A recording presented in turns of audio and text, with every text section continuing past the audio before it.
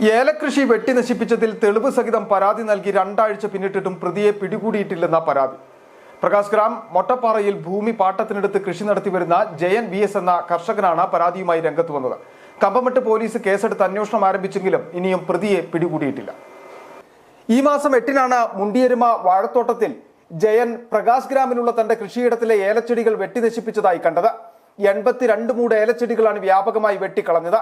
1 acre സ്ഥലത്താണ് ഇവിടെ ജയൻ കൃഷി നടത്തി വന്നിരുന്നത്. ഏകദേശം 2 ലക്ഷത്തോളം രൂപയുടെ നഷ്ടമാണ് ഉണ്ടായത്. ഇതിനെ തുടർന്ന് കമ്പമട്ട് പോലീസിൽ 8-ന് തന്നെ പരാതി നൽകിയെങ്കിലും നടപടി ഉണ്ടായില്ല.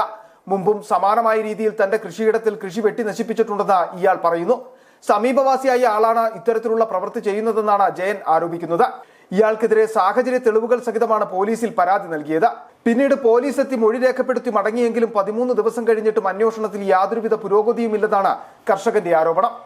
വ്യാപകമായിട്ട് എന്റെ ഏലം വെട്ടി നശിപ്പിച്ചായിട്ട് കണ്ടിരിക്കുന്നു. കഴിഞ്ഞ വെള്ളിയാഴ്ചയാണ് ഇത് വെട്ടി നശിപ്പിച്ചായിട്ട് കണ്ടിരിക്കുന്നത്.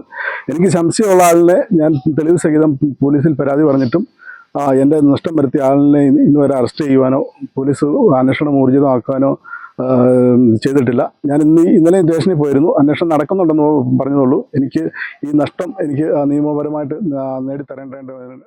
CCTV ഫുട്ടേജും ഫോൺ റെക്കോർഡുകളും അടക്കം എടുത്ത് പരിശോധിക്കണമെന്നാണ് ഇദ്ദേഹം ആവശ്യപ്പെടുന്നത്. അതേസമയം കേസിൽ അന്വേഷണം പുരോഗമിക്കുകയാണെന്നും ശാസ്ത്രീയ തെളിവുകളുടെ അടിസ്ഥാനത്തിൽ മാത്രമേ പ്രതിയിലേക്ക് എത്തിച്ചേരാൻ സാധിക്കൂ എന്നുമാണ് പോലീസ് പറയുന്നത്. സംഭവത്തിൽ അന്വേഷണം തൃപ്തികരമല്ലെന്ന് കാണിച്ച് ജില്ലാ പോലീസ് മേധാവിക്കും DYSPക്കും പരാതി നൽകുവാൻ ഒരുങ്ങുകയാണ് ജയൻ. City vision, Nedumkandam.